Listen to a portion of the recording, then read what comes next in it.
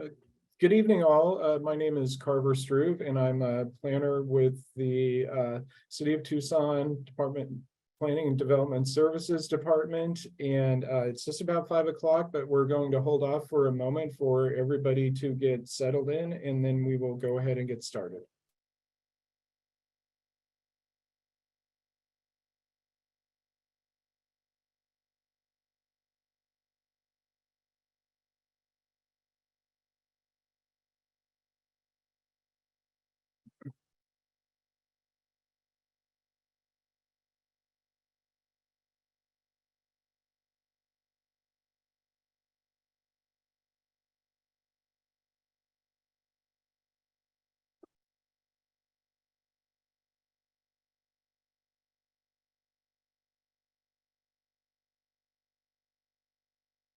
Okay, it looks like everybody is on and everybody is hooked up to audio. So I want to welcome you all to the second proposed food court amendment community outreach meeting that is taking place today.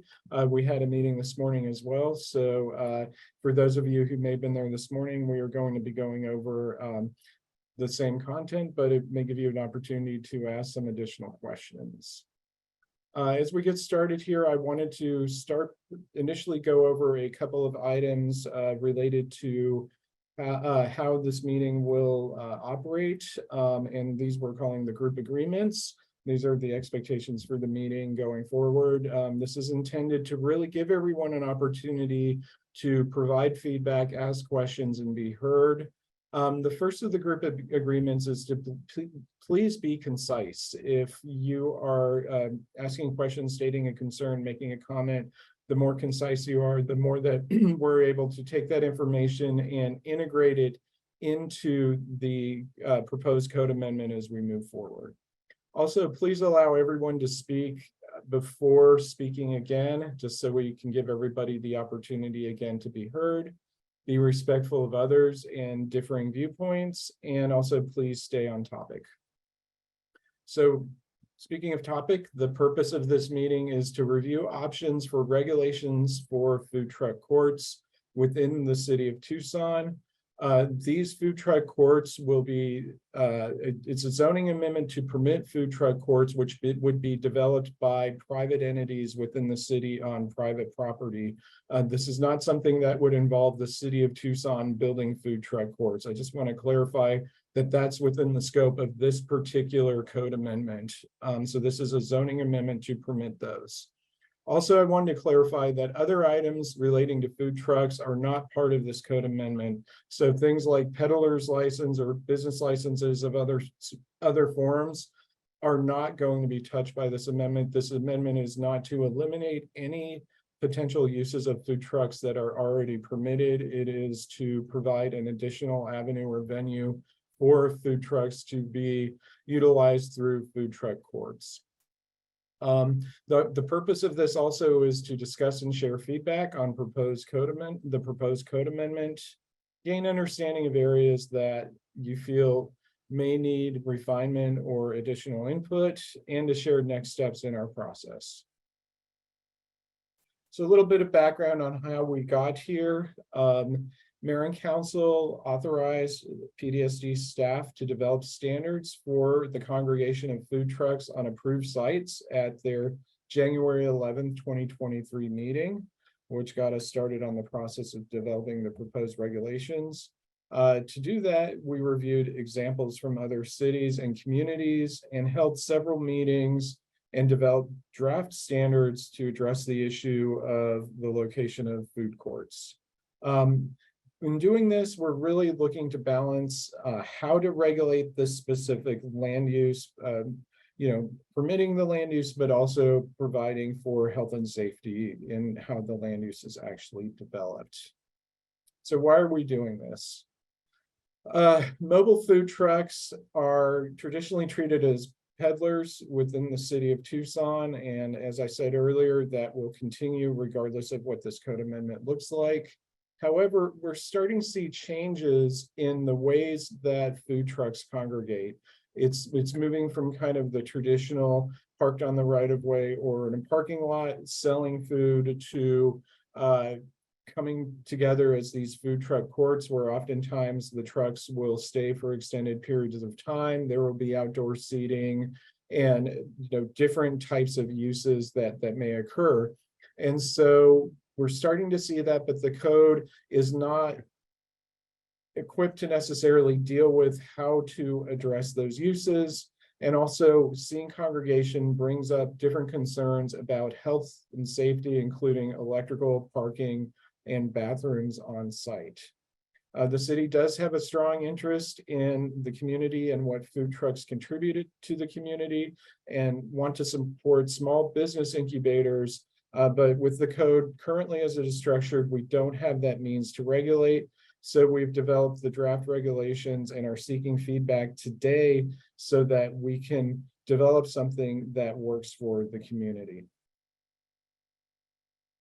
So to start this process, we looked at food truck regulations elsewhere and see how other communities were tackling the same issue. We looked at Portland, Oregon, Durango, Colorado, Pima County, specifically Comida Park at the Tanque Verde swap meet, and then numerous jurisdictions that were identified in planning research documents across the country where they had looked at the same type of issue. From there, the first thing that we needed to do to develop the draft ordinance was to address what is a food court or a food truck court, which sometimes is being used interchangeably here for clarity when we're talking about food trucks.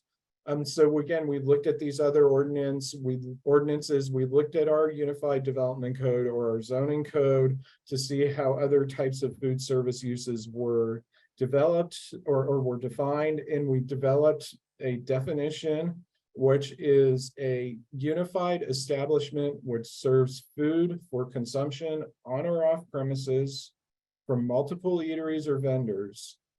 Food courts may be developed to include any combination of indoor or outdoor operations. This was intended to be a fairly broad definition, but it did capture that in this case, you're talking about multiple vendors, and that is really a distinction between what we would see with other food service types of uses. So I just want to pause here, since definition is important in terms of what it captures or doesn't capture, and see if there's any feedback or if there are any questions from anyone on the call regarding what's on your screen.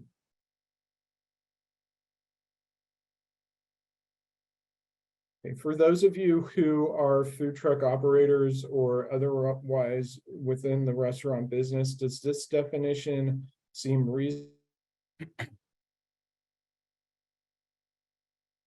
to you, or is there anything here that's giving you heartburn? Yes. I have a question. Bill. My hand's up. Yes. What's multiple? So more than one. Two? Two would be multiple, yes, sir. But that's a very good question. You know, as we're going through this process, does that make sense, or does it make sense that it'd be three or more? But keep in mind that we're also talking about the definition for a peddler, which would be where there's a separation distance. So it just comes into, you know, looking at what your policy is and making sure that it accomplishes what you want it to accomplish. Does that make sense? Yeah, go ahead, Becca. Yeah, I just also have a question. There's no language here about permanent or moving structures. And I don't know if that'll be addressed later, but I wanted to make sure I asked. That's a very good question as well. We haven't gotten into defining permanent versus moving within the code as it is structured now, but that is something that is implied, but we could certainly add some language in there as well. Dan, I don't know if you had anything to add on that. No, I appreciate that. Just making sure we want to make sure that this is as clear as possible. So that's great feedback. Thank you. Vania. Hi, good afternoon. Thanks for having us, by the way. Thank you. I just wanted to ask a question. If you consider, because one food truck, two food trucks, maybe a couple of peddlers, are you looking into how many, pending the size of the locations, and also the parking, I did some research. I used to be a planner, Mhm. and health code regulations, depending on how long these food trucks are going to be on the location. So you might need to address health code regulations in terms of bathroom facilities. Mhm. Could you talk a little bit about that? Thanks. Certainly, and we'll get to that in future slides, all of the things that this entails, but there will be a requirement for bathroom facilities on any food court that is developed along with other infrastructure. And also when we get into the issues of what the zoning code would be regulating versus the health code or the health department, we will not be in any way interfacing with health department requirements. Those are their requirements. They will continue to apply. We won't change those. We just will, require that whoever's in the food court comply with the health code that's already in place.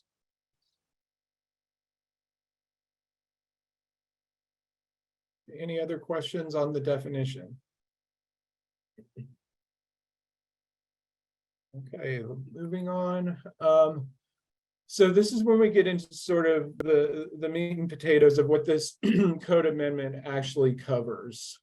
As I mentioned earlier, it would allow for a new land use called food court, and it would be allowed in all commercial zones within the city, but it would establish key standards for this use.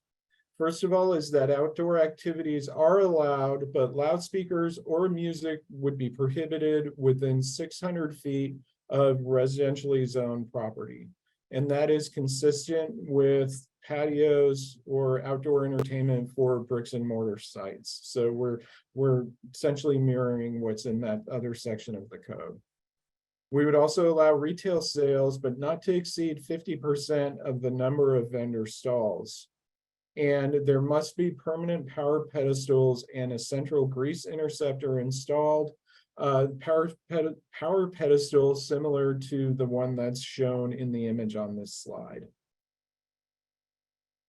Additionally, the outdoor generators would be prohibited within the food court, and hours of operation would be limited to 7 a.m. to 10 a.m. and that permanent or temporary handicapped accessible restrooms would be required. So there's flexibility in terms of how you do it, but you would need to have restrooms for the patrons.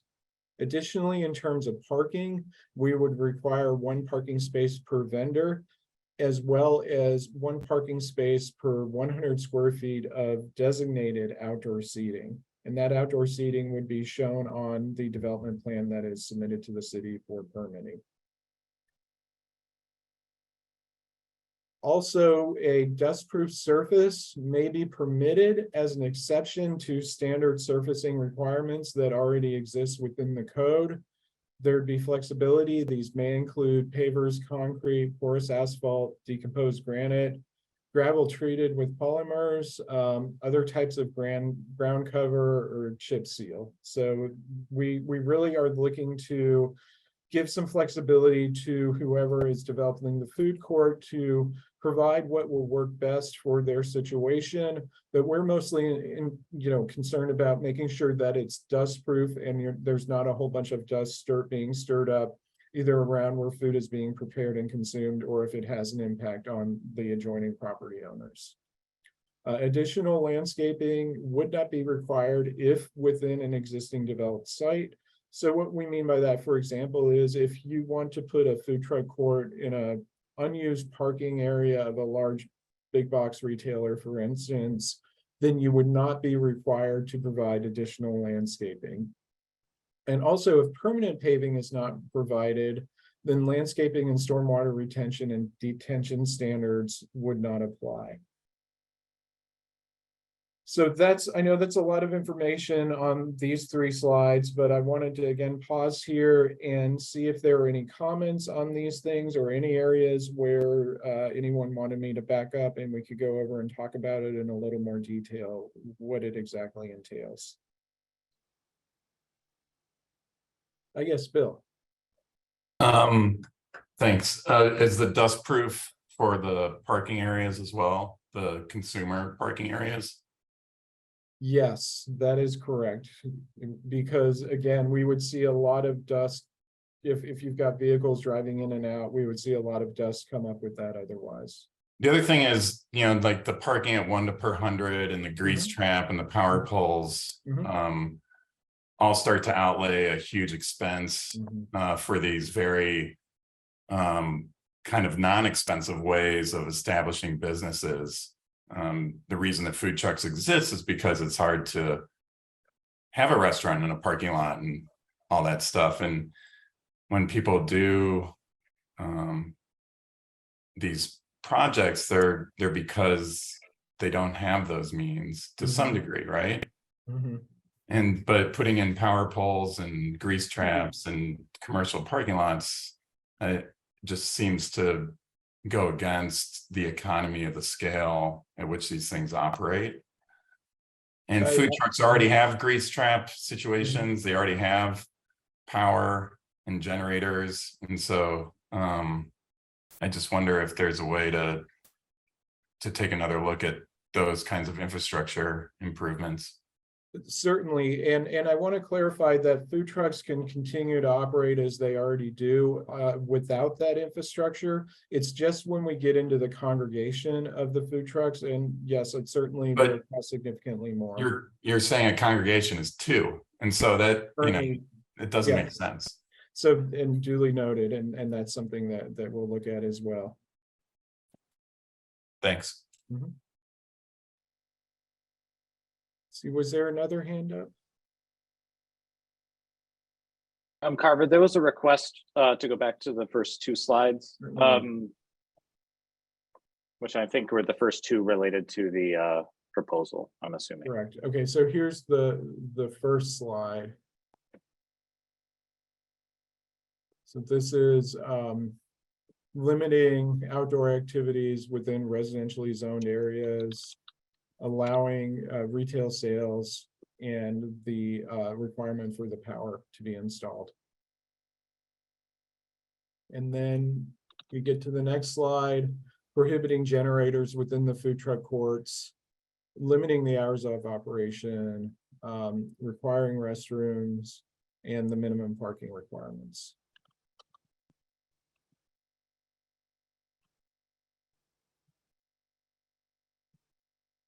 Vania, yes.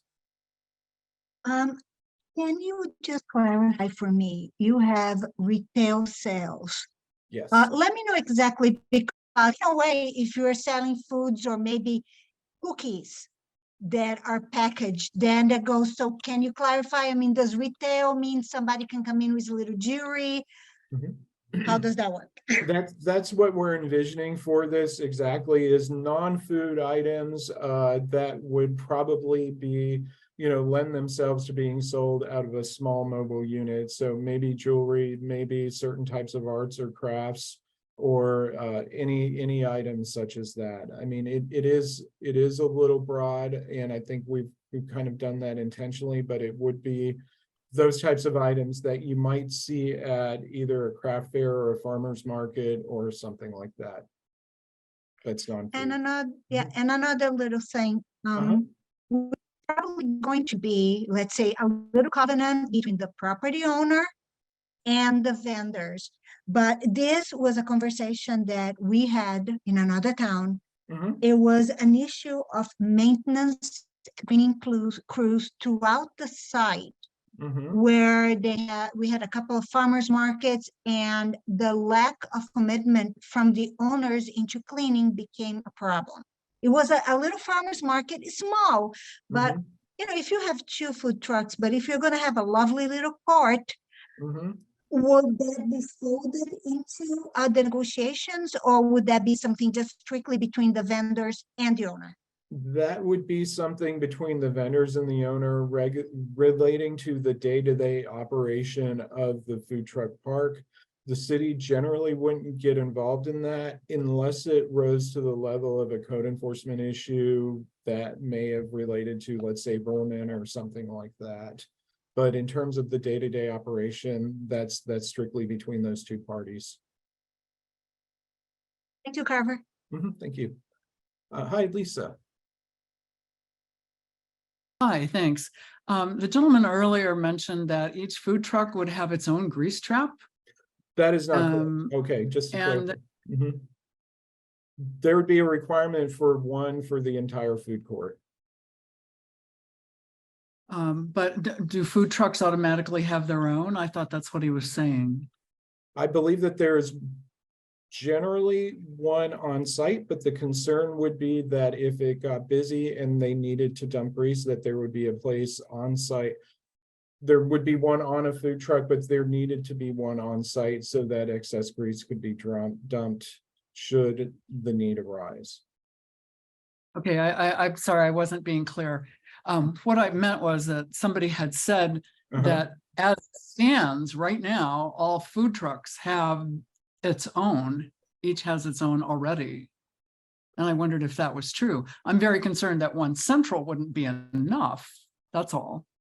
Certainly, as I understand it, food trucks do have the ability to maintain grease on the truck, but that there may be a situation, and please jump in if others know more about this, but there may be a situation where excess grease may be needed to be dumped. Most food trucks have like a mobile type grease trap that they can dump somewhere else, Uh-huh. the way I understand it. And if Okay. anybody here has a food truck, they can. Well, all food trucks are required to have to dump their water in a grease trap at a commissary. Okay, And so, so if they're going to be mobile, that's where they dump their water, their gray water. Mhm. It has to be in a grease trap. Okay, good, duly noted. See, Becca, I see your hand up. Yeah, sorry, just to continue as a part of this conversation, and I'm Yes. a general manager of what used to be a mobile food truck. I Okay, do think having the option to have gray water dumping and a commissionary options at a place like this will really be beneficial to many of the mobile food units, because it does allow for them to lower money on gas and moving around town and doing these things. So I can hear the concerns that other people are raising. I just want to also say that I think having one available there is not a bad thing. I think that could be really useful. great, thank you. Yes, Renee.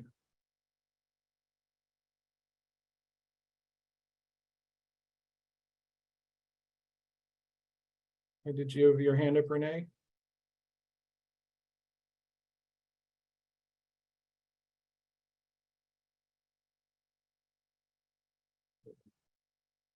Renee, you're muted.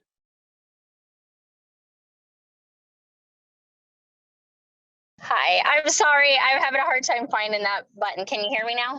Yes, Okay, perfect. you're muted again, Renee. Yeah, I'm sorry. I don't know why it keeps doing that. I have been listening to you all, and just a little background on myself. I am currently a food truck owner, Mhm. and we have our unit at Comito Park. So I do have some knowledge of how all of that works, along with the fact that there's a commissary that was just mentioned, space there as well. I wanted to bring up earlier the part about the generators. Is this because you're worried about noise pollution or the fuel pollution? What is it about the generators that's putting the restriction? And secondly, I just would like to let y'all know that in the development of Comito Park, there has been a lot of delays as Mhm. far as the development of power and things like that. It's not an easy task. Mhm. And it's still actually, Camino Park's been open for 6 months, and it's still, going through the hoops that it has to go through. So we at Camino Park are technically in county, not city. So this part doesn't really apply to Camino Park, but using it as a guide or a model, could help the city formulate, this plan and set forth these policies where it'll, kind of guide and help. Mhm. But, if you have any questions specifically about things, please, ask me, I'm more than happy to, share what I've experienced being in Camino Park and how that affects the food truck, as well as, the landlord will call, because it's the Tinker Verde swap meet, we'll call them the landlord in this case, or property owner. And then, if you're in the city limits and you have a property owner where they're trying to establish a court or a park, as you want to call it, that's a huge undertaking, is my point. So, and to answer the question of the gal that was just on before me about having those amenities available being a benefit, absolutely. Being able to have sewer and water right there where you're parking, every truck there has that. But most of the trucks have a separate commissary, even though there's a commissary there. But it's not a full functioning commissary. It's a limited functioning commissary. So anyways, I just wanted to share that because I was kind of curious to figure out what these park land owners, how much are they willing to invest or put into this project?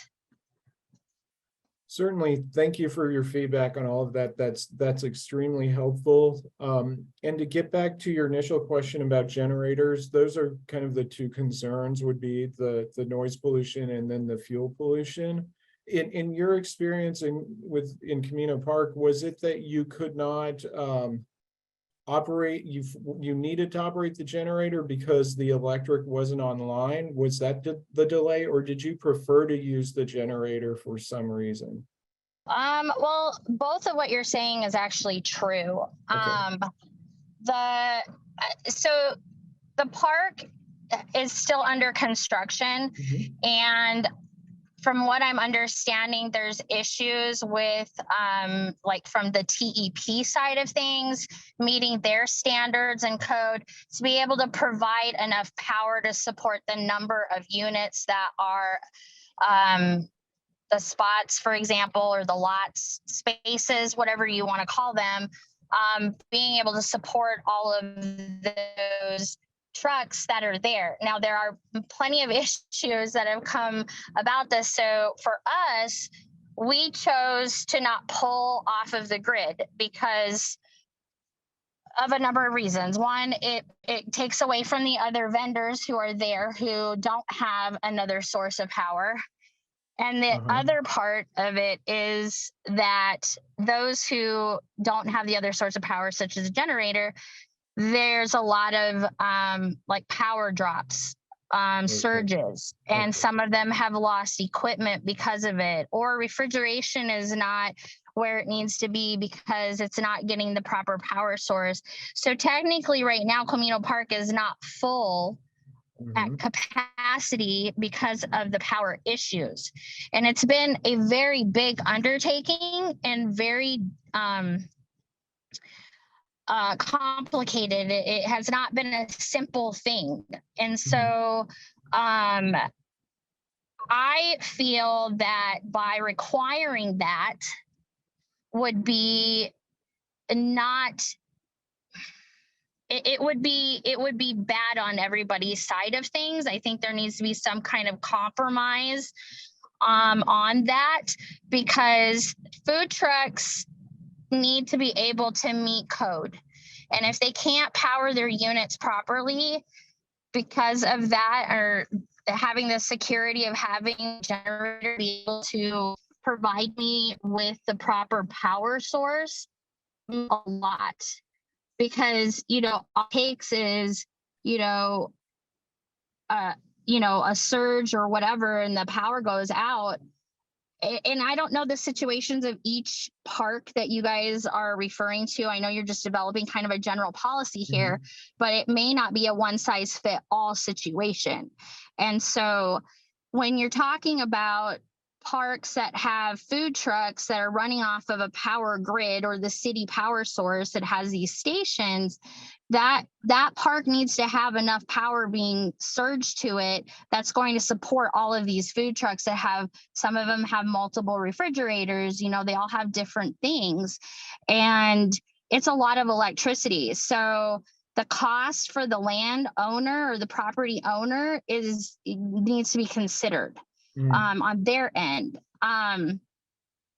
But if you lose power during the night, you know, it just depends on if you have a truck and you're planning on keeping that truck there, you know, overnight, and you're going to be running your refrigerator to keep your temperatures where they need to be, and there's a power outage or whatever because of the poppings, because there's too many people pulling from it, for example, those food vendors may not even know it occurs, or if they do and the refrigerator temperatures go above 41 degrees, which is code, and your internal temperatures go to a certain temperature, they're stuck either trashing their food, their supply, or they have to use it within the day, depending on how hot that internal temperature gets. So there's a lot that can go wrong with that.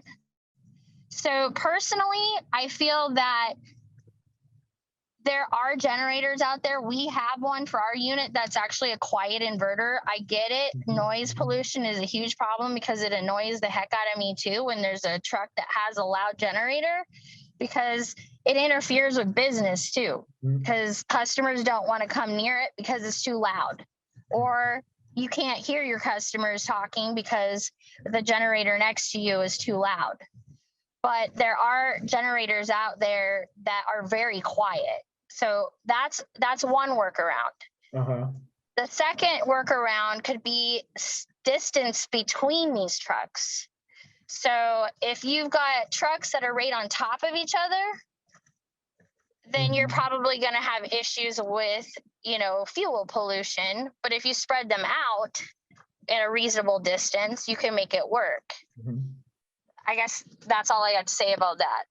Well, thank you. That's very helpful. I appreciate it. Let's see. Greg, you have your hand up.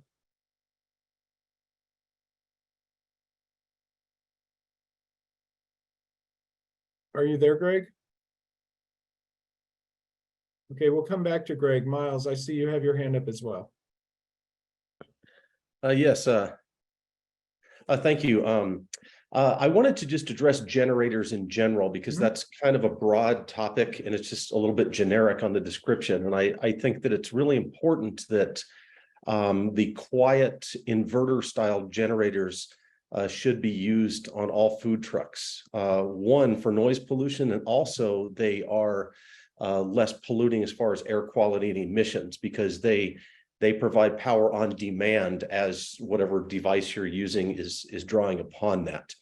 And so I think that the standard construction site generators that you find, you know, out in rural areas, those should definitely not be used in an urban setting, because they are very dirty. And it's also the most expensive power on the planet you could possibly use, is to be using gasoline and two-stroke oil to produce power. So I think that that's just something, a larger issue that the city should address regarding the use of generators. Great. Thank you. Thank you. Any other comments on the proposed amendment?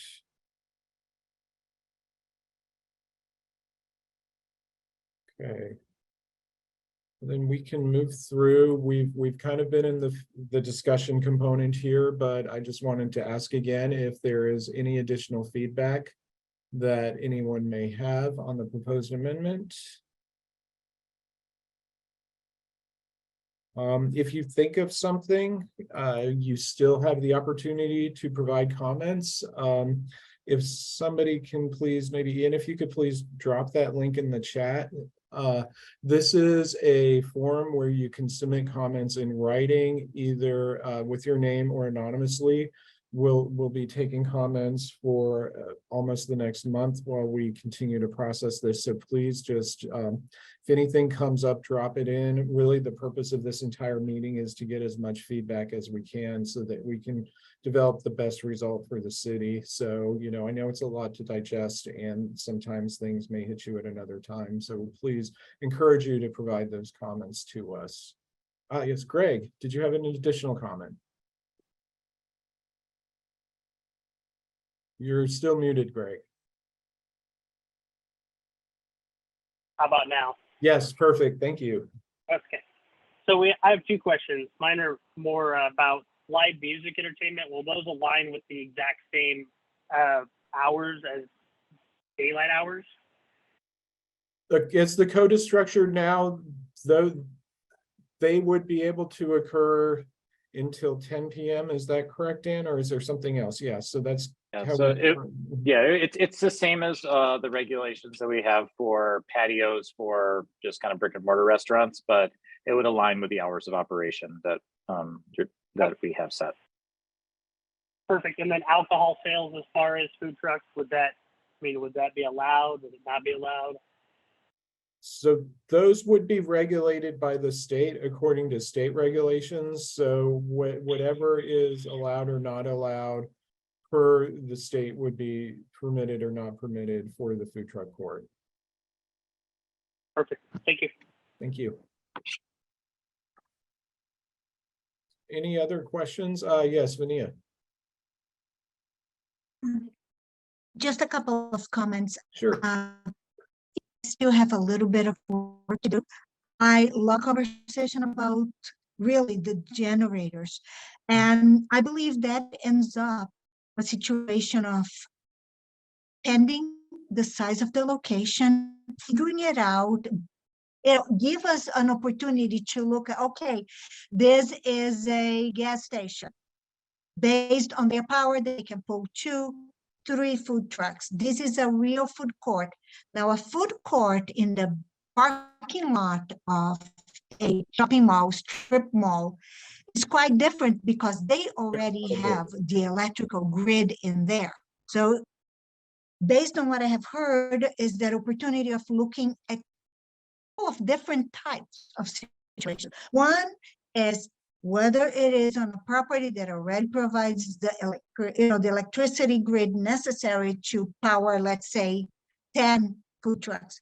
And the other one is when that is not available. I just got an EV vehicle and I'm rather in shock as just a resident. What? Upgrading my panel, okay? For one lousy dedicated 240 volt outlet, close to $3,000. Yes, there are some, lovely credits, but it's still a lot of money. So if you consider what they're going to have to do when you have 10, 12 food trucks in one place, I can see property owners becoming a little disenchanted. So working a little bit more, getting some more research on generators. Certainly. And and helping us and streamline, to get the permits going. So, and maybe bringing TV to the conversation as well. So that's what I see this going. It is a great idea, but thanks to have a couple of people here that have been fabulous with information that most of us would not know about it. And again, thanks so much for being here. Thank you. Appreciate it. Any other comments on what we've discussed so far? Okay, in that case, I will shift gears a little bit and talk about. Barbara? Oh, yes. I think Becca was raising her hand. I'm sorry, Becky. Yes, please go ahead. Yeah, no worries. It was brought up earlier, but I do think it's just important to rediscuss or make sure it's emphasized about what is considered as congregating, and what is maybe a food court versus a property that allows multiple food trucks to park on it. There are many situations right now around town where there's 2 food trucks that are down the street from each other on private property renting. And I just want to make sure that's something that's addressed so that it's especially when it's a private landlord that's still having these food trucks pay rent, that these business owners and the mobile food operators are not going to be the ones who are hurt because there's a lack of communication between the code policies and the property owners, and they're all of a sudden going to lose a potential livelihood because of the differences around that. Thank you. That's a really good point. I appreciate it. Okay, any other comments? Okay, let's shift gears then and talk a little bit about what the next steps are in the process. This is a tentative schedule. We're looking at continuing and completing our stakeholder outreach and public meetings this month. From there, we're taking the information that we've received at these meetings, and we're going to make revisions to the code and finalize the proposed code amendment, and then be ready to go to the Planning Commission in the middle of September. This will be what's called a Planning Commission study session, where we will take the code amendment and essentially socialize it with the Planning Commission, get them familiar with it, allow them to ask any questions that they may have and provide input. The public does have the opportunity to speak at the Planning Commission, but this is not a public hearing at this time on the code amendment. It's simply mostly focused in the Planning Commission meeting and getting them familiar with it. From there, the Planning Commission has the opportunity to set the actual public hearing, the first actual public hearing on the food truck court amendment, and that tentatively is scheduled to occur on October the 18th. At that point, the amendment will be put before public hearing, and the Planning Commission can hear all of the public input that will go forward at that public hearing. And from there, if they recommend it to Mayor and Council, it will go to Mayor and Council for consideration tentatively in November or December of 2023. Mayor and Council will hold a public hearing as well, and then vote on whether or not to approve the proposed amendment. So we've been taking notes on all the comments that we've received this evening. We will work to get those integrated into the proposed amendment. And then our next steps going back to the middle of September is to go before the Planning Commission. So I know many steps in the process, but the reason that I say that too is if you have any comments that you want to submit in writing that come to you afterwards, please feel free to do that, because that will help us to get that information into the code amendment. So any other comments or questions? Yes, Renee. Yeah, so I just wanted to add and just make sure I'm clarifying, because I am not sure that it was fully addressed. I am not clear on what y'all mean by a food park. So, because my definition of a food park is Comito Park. So, for example, are these guidelines going to be affecting those that are going to, say, like a one-time event gathering of food trucks? Is it going to cover the board, or is it just those that are going to the same location that's set up and identifying as a food court location that food trucks come and go at, or they stay there permanently, whatever the situation is? Is there a division, I guess, is what I'm saying, between that setting and, say, like, I don't know, like a school inviting food trucks for a sporting event, or a brewery that's asking 2 or 3 trucks to come, for an evening? Is there a division there, or is it all like falling under the same umbrella? Good question. And there is a division there. We are looking at food truck courts where there is sort of a long-term use of the park or the area for food trucks. If you're looking at like a sporting event or a craft fair or something that's going on where it's just kind of a one and done, where they're in there for the event and back out, those are not the same things, and they would not be regulated by this ordinance and would not have the infrastructure requirements.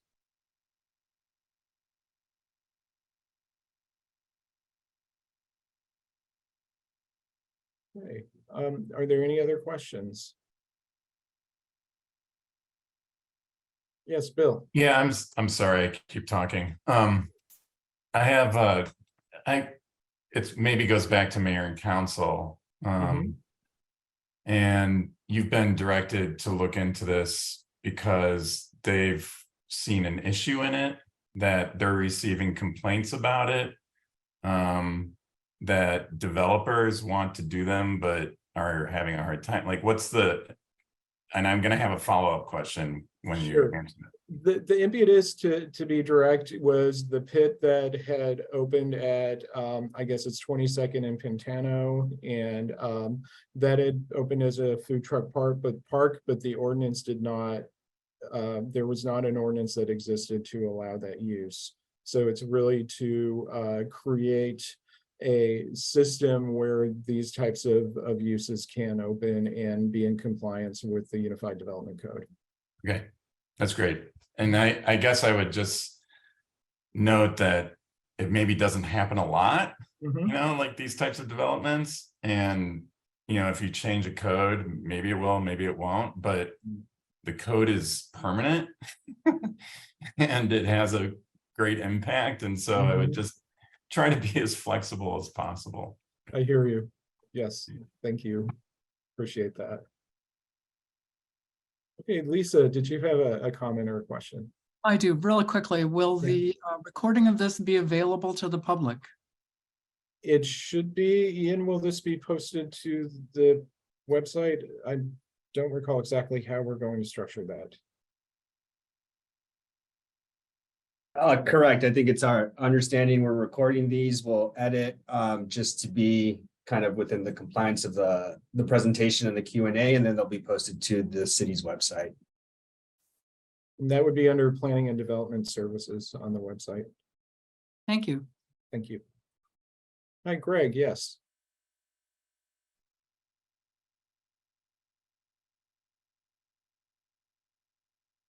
You're muted, Greg.